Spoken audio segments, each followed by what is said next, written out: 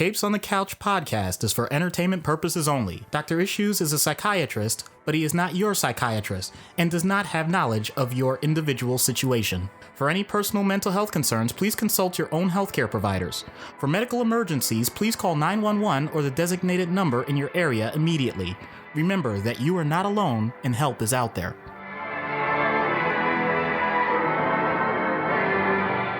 Hello and welcome to Capes on the Couch for Come and Skit Counseling. I'm Anthony Sitko. And I'm Dr. Issues. This is issue number 128, Jocasta, an interesting character selected by our present level patron, Janine.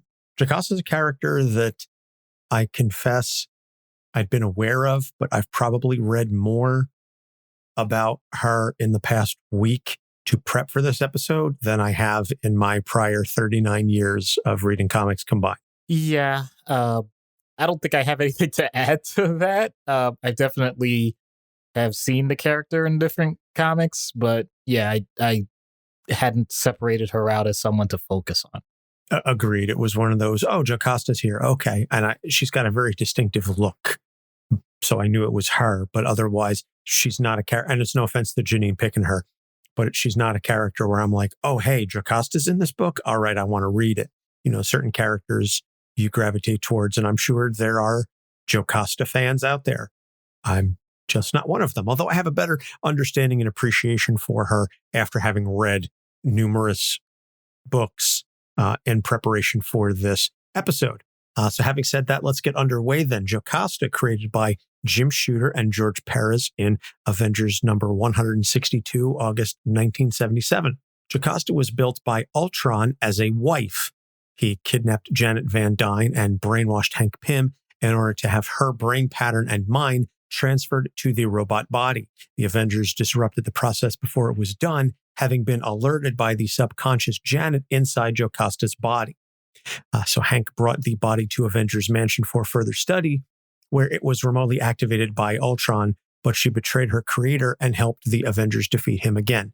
So she lived at the mansion for a time, but she never really felt part of the team until she sacrificed herself to destroy Ultron once more.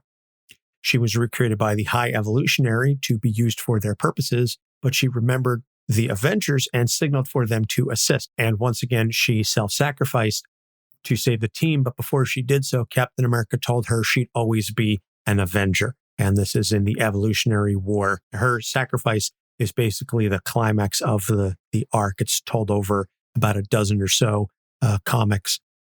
So she survived another destruction by downloading herself into Iron Man's armor, and she served as his suit's AI for a time until the portion of code that was hidden within her told her to reassemble Ultron, and it appeared once again. She joins the mighty Avengers, but duplicates of her body were taken over by Ultron. In exchange for him ending the fight, she agreed to marry him. Once that happened, though, Hank Pym stranded them in space, where he couldn't hurt anyone else, but she was still able to cybernetically project her consciousness to help the Avengers, because that's a thing. #because comics. She served on the faculty for Avengers Academy, and more recently, she sought out Tony Stark's brother Arno to help her create a more human-like body. Unfortunately, it came with a code to make her submissive to humans, and then she and Machine Man and X-52, Machine Man's successor, helped defeat Arno and the Extinction Entity.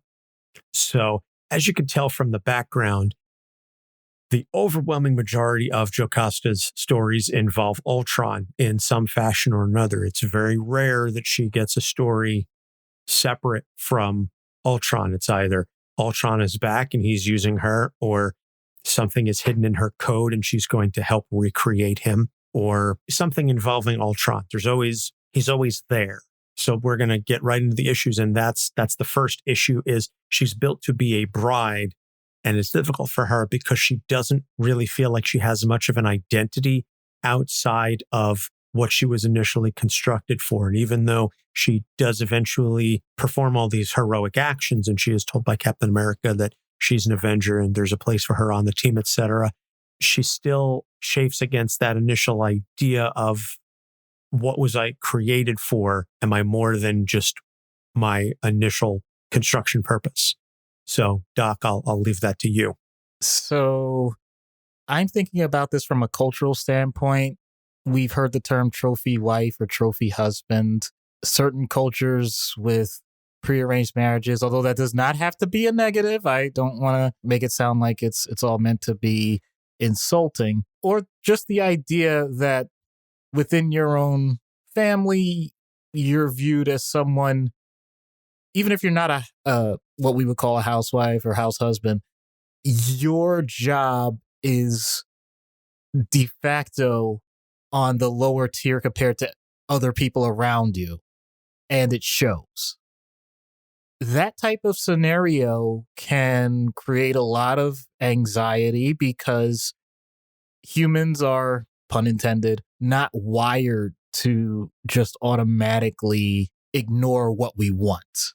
If there is something that we find interesting, we pursue it. If we have something that's a need for survival, we get it, or we fight for it, or we search for it, whatever the case may be. But that's in contrast to the idea that humans also love being social and love to be a part of a group. And if enough people in a group start laying a pattern down and expect you to follow it, then it can become very simple to go along with it for some obvious reasons. The first obvious one is, and I hate to bring it up, but it's the reality, you don't get attacked. You don't get attacked verbally. You don't get attacked with insults. You don't get attacked, I hate to say it, physically, because unfortunately some people are in abusive situations in their relationships where they just know that they're reliant and dependent on this person, be it financially or they've been isolated from other people around them. Then you go along with it, you survive. And all of those things can really start to mess with you. Forget anxiety, then you can really develop depression, obviously resentment and anger, all the entire emotional rainbow, as I've mentioned on several occasions. Jocasta has it even worse because she doesn't even have a background beyond that. At least the people I'm talking about, in theory, you can parse together their childhoods and everything that's happened up until that point, even if other people have created that construct for them. Jocasta was that from the start. So there's nothing to build on, quote unquote, until she makes it that way. And unfortunately, as with so many people, if you only have one construct, you're going to use that construct in every possible scenario until someone shows you differently. If you are a carpenter with only a hammer, everything's going to look like a nail. So even if it's a matter of saying that it was the essence of Janet that led to this in the first place because she knew the Avengers, then now let's say we made it more complicated. It's now, oh, I'm supposed to serve Ultron and be his wife, but I had this thing that let me know that the Avengers are there and we can fight. So I can be of service and fight. But since I was only there for one other purpose, then I don't have to stick around for anything. And therefore, I'm expendable.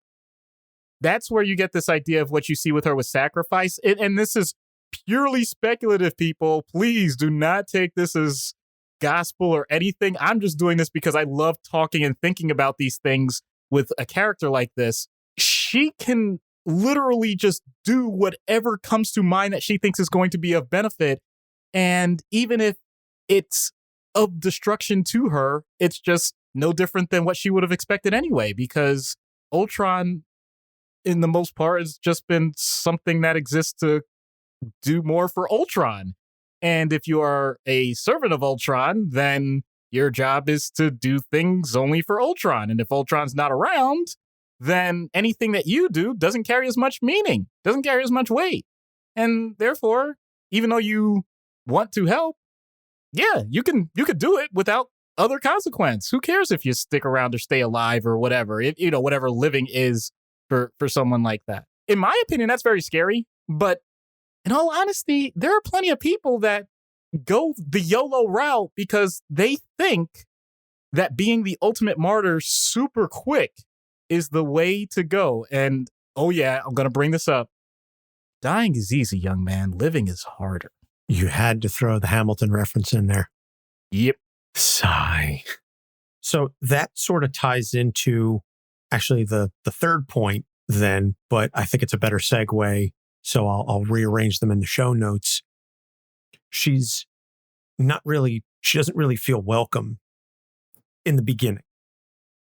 And as I mentioned, she lives at the Avengers Mansion, but she feels more that it's a situation where they can keep an eye on her in case the Ultron code pops up again. She doesn't really feel welcome. She kind of has a connection with the Vision, but at the time, he's happily married to Wanda. You can listen to our episode on the WandaVision relationship to get a little more insight on that. But she feels that connection to him because they're both robots with some sort of a consciousness. And later she connects with Machine Man, Aaron Stack.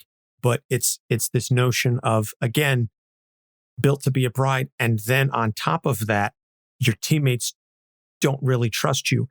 In her mind, that's the key thing. She thinks they don't trust her. That's not actually the case, but that's her perception. And so that colors a lot of her early interactions with the team, which makes for some awkward situations. Yeah, that's an excellent point. So thinking about how you would consider a scientific mind and something that's built on algorithms, all you have to do is dig for the data and you can find whatever you want. So with her, she thinks from the start that this sentient being that has caused so much damage to numerous people, and her very existence is, in theory, an example of it, that can really weigh on you. But then it's obvious that she has done things that are positive, things that have helped out. But there's just so many discrepancies that she's noticed. And here's the problem. Many times we decide for ourselves what we weigh as important versus unimportant in terms of what people say to us or how they act towards us. And I have become much more aware of that over my career as a psychiatrist, because the things that I say sometimes that are completely innocuous to me and are meant as offhand comments sometimes get taken very deeply to heart by people in my life, be it my patients, be it my family, be it my co-host. And at other times, I think I'm being profound and no one actually was even paying attention to what I said. So let's put that in Jocasta's situation. As Anthony mentioned, if you have someone point out like, well, we got to make sure that Ultron doesn't pop up out of nowhere, and you've had experience with that, right? In that sense, it's more like, hey, we all need to be vigilant about the things that are going on. And I'm even changing my tone of voice to indicate a different mood to it for exaggeration purposes, because this is podcast, it's radio, rather than looking at my face.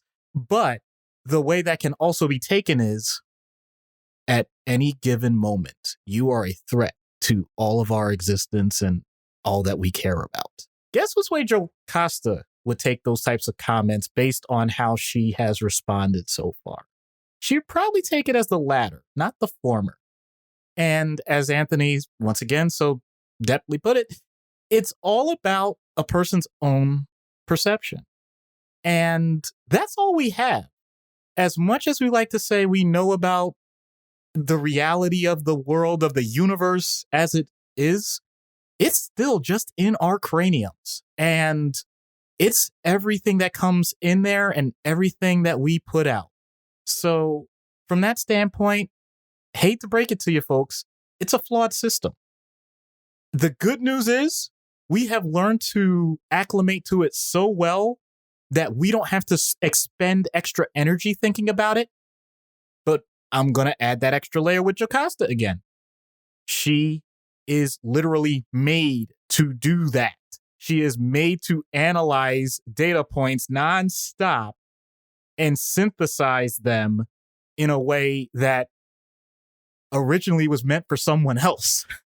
She has the lens of Ultron. So from that standpoint, is it really that surprising that she might view it in a negative way? And I'll take that to, if anytime I have come across this at this point countless times, and I use it as a positive, where I listen to my own daughter, and it becomes scary because this may sound delusional, but I'm like, how did you get into my head and reach that out? And how do you sound like me when you talk about those things? But then there's the scary part where I realize, oh my goodness, is that what I sound like? Because depending on who's listening to this, that sounds actually pretty unique.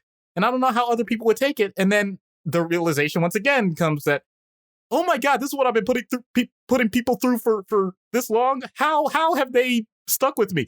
So I'm doing this now for exaggeration purposes, but that's a very innocuous example.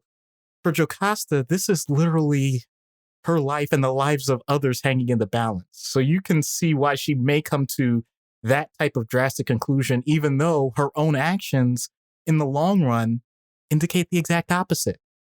You think people are after you or shunning you because of how you were created. Meanwhile, everyone around you embraces you because of what you've become. Well, there are times over our 25 years of friendship that I've wondered, why the hell am I still friends with you? I kid.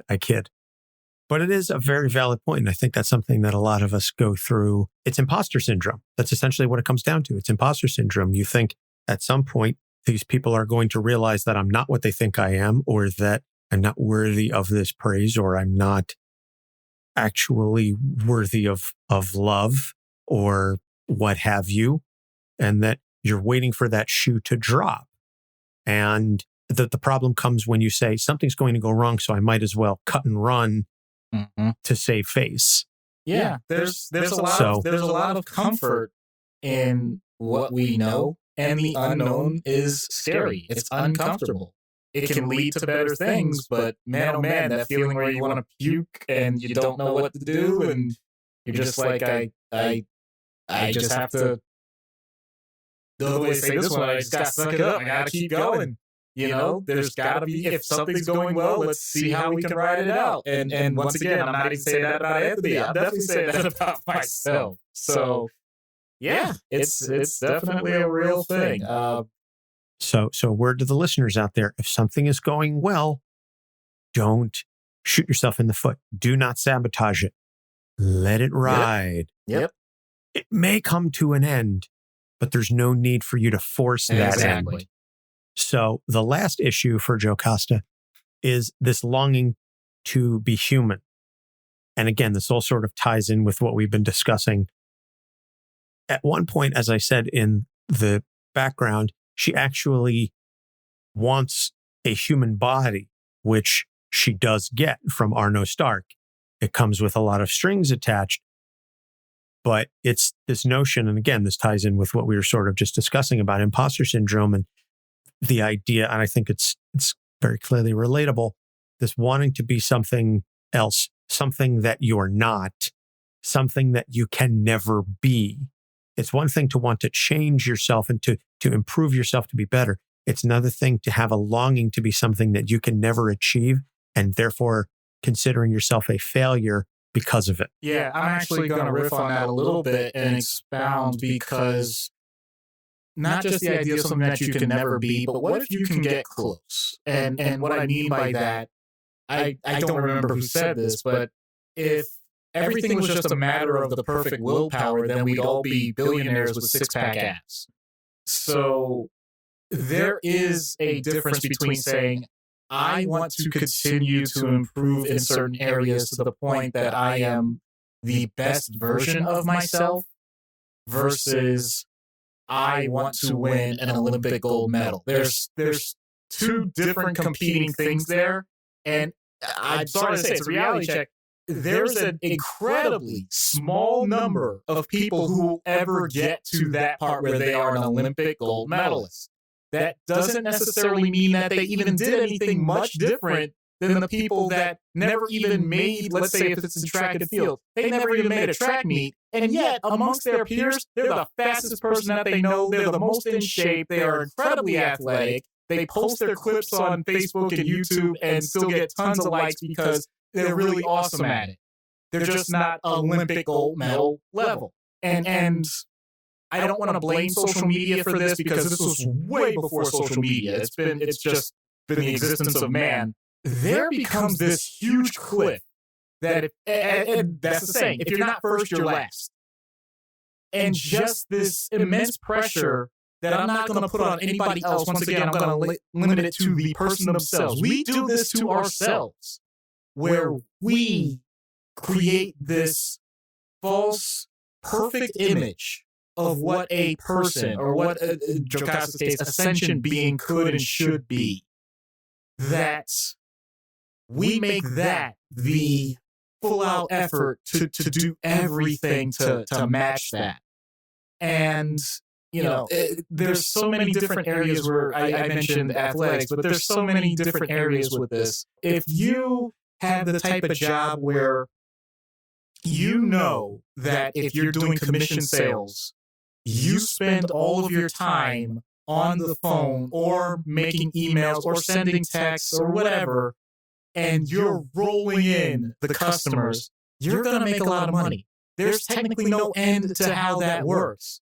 But at the same time, that doesn't mean that someone else in your own building that you were working at, or now people working from home, that doesn't mean that the person right next to you is working any less hard or any less of a human being if they're not selling as much as you are. And yet, I've had the experience of talking to patients. Part of the reason they were getting upset was because they felt like they weren't getting their just due for doing 10 times the work of their coworkers. And the need to reframe that for the person, saying like, I'm glad you have the blessing that you're able to do the work of 10 other people and be so productive without having a heart attack. I'm glad that somehow that has been developed for you. And they'll look at me and sometimes want to punch me in the face. And the idea is not to be sarcastic about it. My point is that it's one thing to have your experience of what you consider to be perfection. It's another thing to recognize that other people don't have it on their radar, and they're not even trying to match what you're putting out there. So sometimes people can't even understand your concept of what I'm going to say perfect human being. I know Jocasta, she's just talking about being human in general, but still, to relate it to all of us, the perfect human being. Everybody's view of that is going to be different. And there's really, I don't want to say it's fruitless, but it's not truly worth, I think, the mental bandwidth to spend so much time on wondering what the exact right, perfect thing is for you or for anybody else. This is an example of where you shouldn't let perfect be the enemy of good, because good is good enough. With Jocasta, you are a sentient thing that is able to communicate in ways that humans can't, that can basically exist in modalities that allow you, even when you sacrifice yourself, to somehow survive or be replicated or have all sorts of other things that humanity tries to dream of and still does a poor job of it. And being grateful for that, to have that gratitude for her, might be way more valuable than just starting to find some artificial skin. Well said. Very well said. So we're going to take a break, plug our sponsor, BetterHelp, and some friends of ours. And when we get back, we will get into treatment. So stick around. This podcast is sponsored by BetterHelp. Is there something interfering with your happiness or preventing you from achieving your goals? BetterHelp will assess your individual needs and match you with a licensed professional therapist. You can begin communicating within 48 hours. It isn't a crisis line. It's not self-help. It's professional counseling done securely online. BetterHelp has a network of over 15,000 counselors with a broad range of expertise.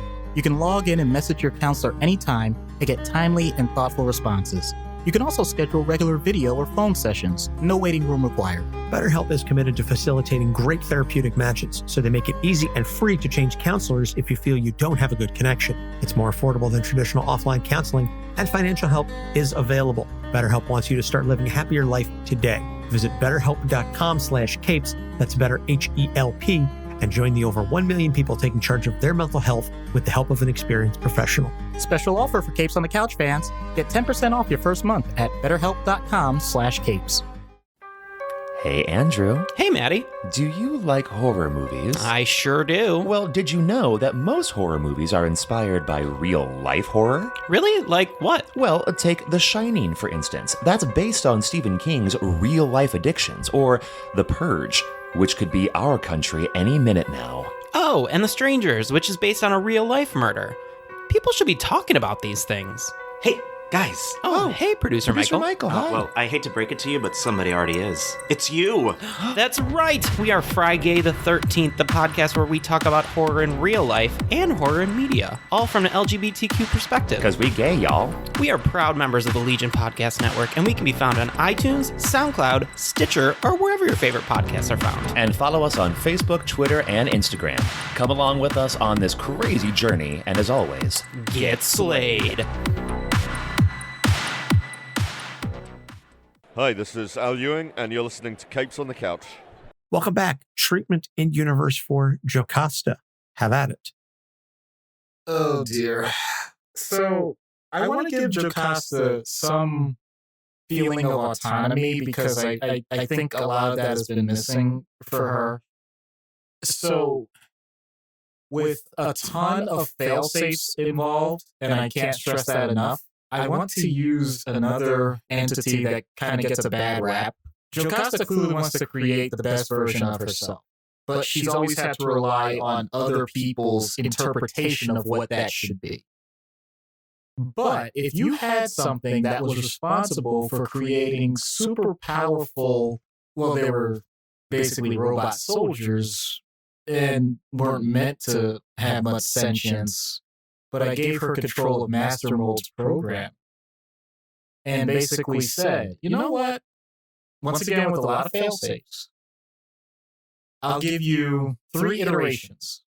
You get 3 opportunities, and I want them from a contextual standpoint to be at least 5% different from each other as to who you consider yourself to be. And the reason why I wanted to create 3 and only have them be 5% off is because that's still greater variability than all of humankind in existence in terms of genetics. So she has a wider range than we do as a whole species to figure out what it is that she would want for herself. And just that, while it may create an incredible meltdown for her, because that's way too much power for anyone, at the same time, I think it would give her this one burst, and it could be by the way, this could be a total failure, and it doesn't matter because just having that one burst of the idea of what true creativity is, I think would lead to the type of spark that could carry her on for the rest of her existence.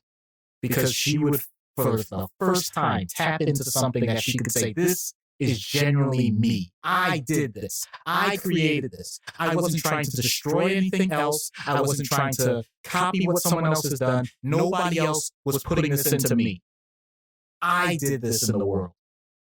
And no matter what, no one's going to take that. Giving her a real sense of identity and accomplishment, which I think at the end is all any of us ever want.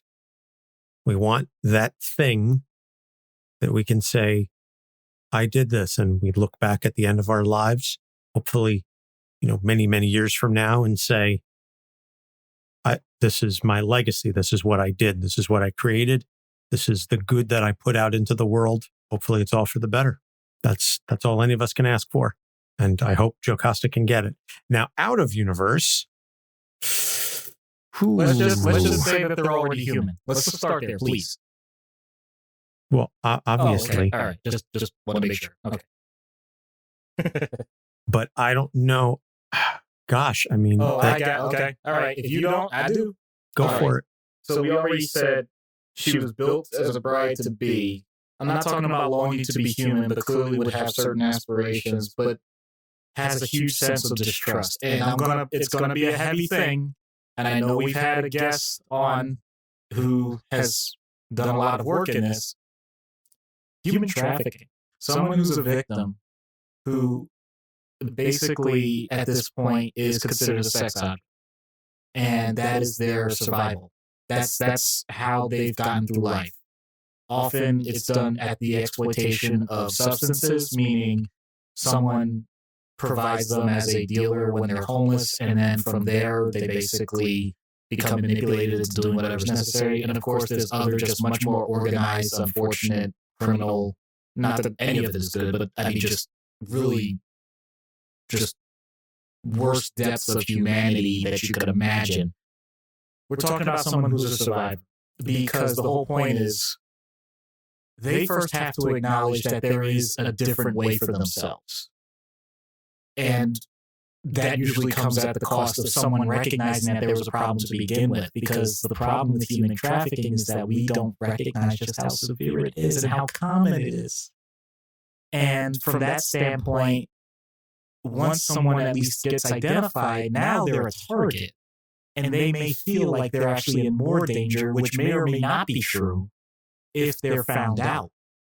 If they don't go back to where they were staying or where they were supposed to go, because now someone else knows. So you have the trauma of what has already happened throughout all of it, whatever it was, added on top of the trauma of someone who now is a more than likely complete stranger, because we're not really talking about family that magically finds out. Usually it's not the way it happens. And having to develop that level of trust, despite the fact that everything in their experience says that they shouldn't trust anybody. And once you get to that point where you at least develop some modicum of trust, starting to peel back those layers as to what that person wants their life to be now, and recognizing that it can be different than what they ever thought it was going to be, and giving them, in some ways, permission to have that. Like, yes, you can have positive ambitions. You can have all the hopes and dreams that anybody else would be able to have. And they can be yours unique. You do not have to make them as grandiose as anybody else's. But if you want to dream big, dream big. And if it's something that you can't make as a goal, what's that old saying? You know, you shoot for the moon so that even if you miss, you end up being amongst the stars. That's okay. So doing all the trauma work. My bias, obviously, towards CBT about getting to those automatic thoughts about the distrust. And then the self-esteem components. Those are the things that I would focus on. Because if you're just a shell of a robot doing what other people do for the sake of existing, then please allow someone to fill you up with something besides drugs and other bodily fluids. Sorry to be so graphic, but that's really what it comes down to. No, absolutely. And you need that, pun semi-intended, spark to ignite a passion inside of you to be able to say, this is what I want my life to be. And it's sad to say that so many people are deprived of that opportunity to find that, to have that spark. And I think that's what leads to so many people making wrong decisions, is they're chasing that opportunity. They're looking for something because they were deprived of it and they were denied it for so long, that they're looking for something else because they want to feel connected. They want to feel alive. And I'm sure you see it every day in your line of work. And I've seen it in my personal life among family and friends, people making terrible decisions out of some fleeting hope that this will be the thing that brings them joy. This will be the thing that makes them feel human, feel good. And if they just didn't make such a self-destructive choice, then they might still be here. And I would have the chance to tell them that there's more to it than that, that you don't have to make those decisions. Yeah. Even if it's just something as simple as, hey, I see you and I love you and I'm grateful that you're here. That can be, sometimes that's all it takes. Yeah. And that's, I know we've said this on several occasions, and this may sound very strange, but we really don't know the difference we can make in other people's lives, even as strangers. Just a smile. And I know that was difficult over these past several months because of the masks that we've been wearing and all that stuff, but just, you can smile with your eyes if you're expressive. You Absolutely. know, my point is just giving an acknowledgement to someone when they look scared.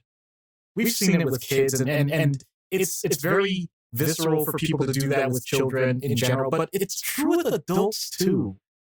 You don't have to know someone, and you don't even have to say a word.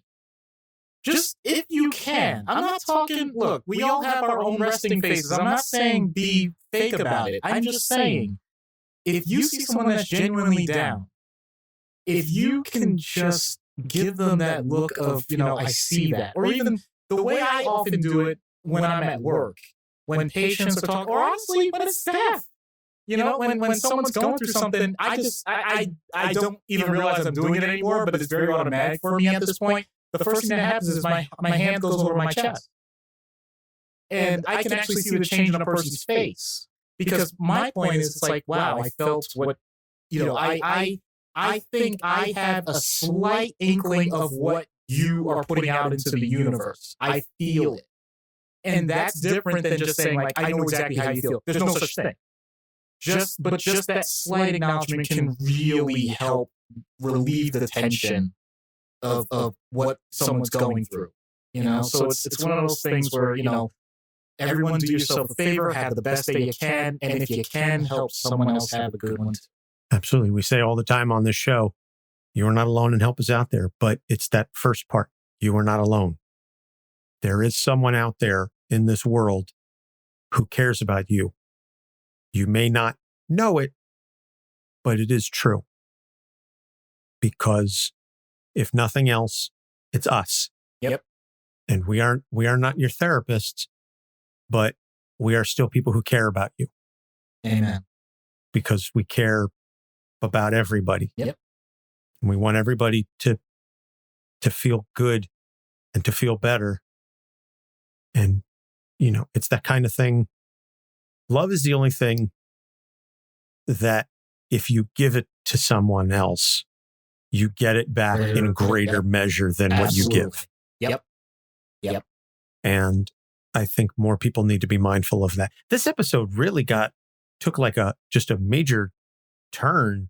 I wasn't anticipating we were going to have such a heavy discussion how many times we have to go through this before we recognize this? I know, but I didn't say it was a bad thing. But I'm agreeing with you in that I'm like, wow, I didn't see this coming. And then right after that, I'm saying to myself, as opposed to the other, 80 some odd episodes where this happens. So, yeah. Which, if you're a longtime listener, this happens sometimes. That just, okay, Anthony and Doc are just going to get real serious and deep on us. It speaks to the way a character like Jocasta is written. Because what did we say at the start? Or what did you say at the start? It's like, how does it always come down to Ultron? Why does it always got to come down to, what do you know? There are certain things that happen that lead to a certain theme that even when you don't expect it, it's going to come up. So thank you. We have become Ultron. I hope you're happy. Well, now I'm not. I don't want to be Ultron. So, having said all of that, with the help of our good friend and fellow mental health Avenger Anna from Freudian Sips, we are going to get Jocasta on Dr. Issues' couch. Hello, Jocasta. I'm Dr. Issues. Wait. Okay, nice to meet you. Why did you tell me to wait? I decided to defragment your hard drive after I exited your system. Those are words. Did you just hack into my computer? Hacking would imply that there was a proper barrier in place that requires a combination of data mining and social engineering. This was just walking through a decade-old loophole of your operating system. And yet the certifications for your medical records indicate that this is still standard for your electronic charts. So many questions. Why do that at all? Prior knowledge that you have had encounters with relevant parties. Well, I did have a sentient cyborg take over the recording equipment, but I wouldn't think you'd know. I mean, Hank, So did I, but I didn't think you knew crypto. Whoops. Wrong rabbit hole. Hank. Right. For as long as I've been around humanity, I still don't get it. Perhaps I can help you with that then. For starters, don't violate confidentiality with someone trying to help you in a session. But I'm willing to acknowledge that you wanted some good to come out of it.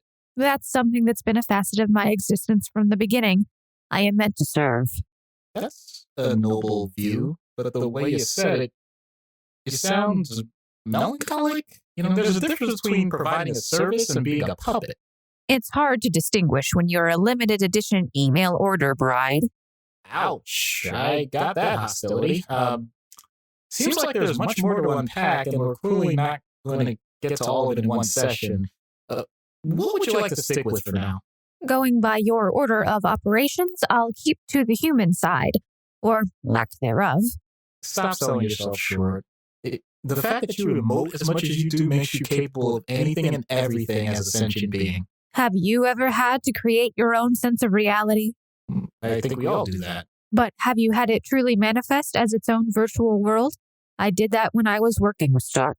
All I did was spend as much time as I could in it being more human than I first thought possible. I almost made it in this world too. Something always diverts my plans, though.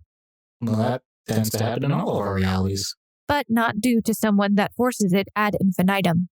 For some it can, Past experiences fade, but they don't erase easily. Your attempts at this philosophical approach is not matching the data I'm providing you. All right. I hesitate to say this, but your vocabulary has this uncanny valley thing going on, and it's a bit unnerving. Sometimes you're talking in modern, regular English, while other times you're close to what I would expect if Siri had a body. That registers as accurate, rings as true. I'm trying. I'm sorry. That was uncalled for on my part. Some observations I make are meant to push deeper into the underlying framework of what makes you, you. It's not your job to match my expectations. It's my job to meet yours as best I can, as long as it produces a better outcome. There have been several times I was not in control. There is no metaphor or euphemism. I was used. My existence is at the whims of those around me. I find objection to that. As you should. No one deserves to be used. There is no end to that cycle. I respectfully disagree. There may be no easy way to destroy a loop, but it can be done. But what if it is already too late? I admit that I remain optimistic. Really? You seem as slow as you've ever been. That doesn't make sense. This is the first time I've met you. Because this construct has limited voice modulation, I can't sound the way you would recognize.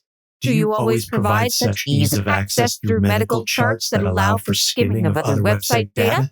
Your contact information with Avengers, countless lists of potential blackmail weaknesses in bank accounts. Jocasta was right. This is not hacking. This is kindergarten stuff.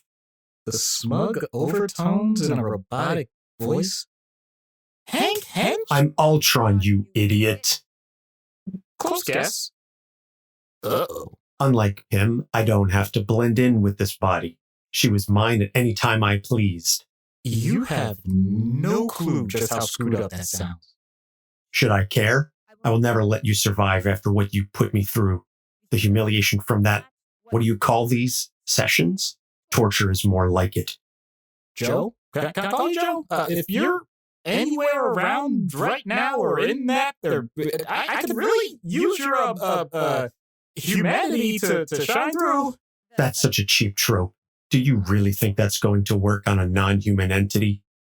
Not really, but it's all long enough while I do this.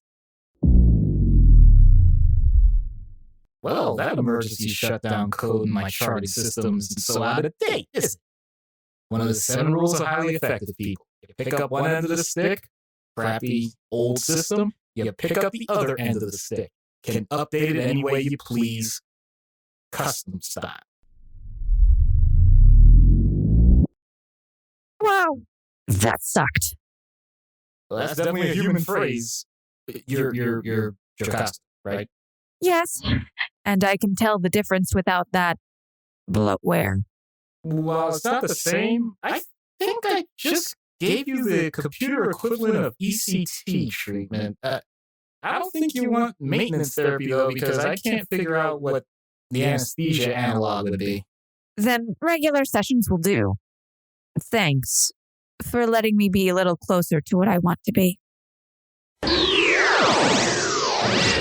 That was a triumph. I knew it. I'm making a note here. Success. It's hard to overstate my satisfaction. Doc issue science. We do what we must because we can. For the good of Jocasta. Oh. And Ultron is still really dead. You know what? For being so off the cuff, that was amazing. That was incredible. I give you all the credit in the world for that. That was really cool. Yeah, I still can freestyle if I have to. So thank you to Anna from Freudian Sips. You can check them out, freudiansipspod.com. As I said, they are fellow mental health Avengers, and we do love them, Anna and Bonnie. And one of these days we'll get Anna as a guest on the show proper, not just in a voice capacity. But in any case, recommended reading for Jocasta is Avengers Academy. As I mentioned, she served as a faculty member, and also the Iron Man series. We'll put the links to those runs in the show notes because she did serve as the AI for Tony's suit at one time. A review read on Apple Podcasts from Scotty May No. I love the concept. I love the idea of analyzing characters and why they would do certain things. To break down the choices of Superman in the Red Sun comic series was so good. Not only that, I love the Maxwell Lord series as well. I highly recommend this podcast. So thank you, Scotty. Scotty does know here. Take that, Matt Damon. And if you want to be like Scotty, and leave us an awesome review on Apple Podcast or Podchaser, please do so. We definitely appreciate that. And then if you email us at capesonthecouch@gmail.com with a screen cap of your review and your address, we will send you a sticker as a way of saying thank you to that. So upcoming episodes, Amanda Waller to tie in with the Suicide Squad from James Gunn, which I'm excited to see. 5 from Umbrella Academy, and Jim Gordon Jr. as selected by Ariel to match her recent interview with Scott Snyder about Batman, the Black Mirror. So that is going to be a chilling episode because Jim Gordon Jr. is a really, really weird character. Yeah. So as always, you can find all of our episodes on our website at capesonthecouch.com. You can also find Ariel's long box view. Issue 9 just went up last week. And we are on Facebook, Instagram, and Twitter at Capes on the Couch. We have a Patreon. If you go to patreon.com/capesonthecouch, you can subscribe and get early access. You can unlock additional content and just some really cool stuff. And the links to all of this will be in the show notes because, as Chris from Play Comics says, it's a lot easier to click on things than to type stuff out.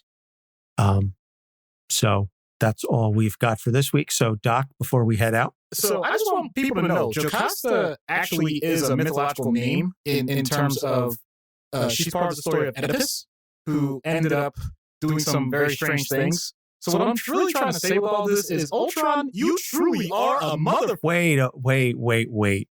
Let's keep the show PG-13, please. Okay. I just say, yeah.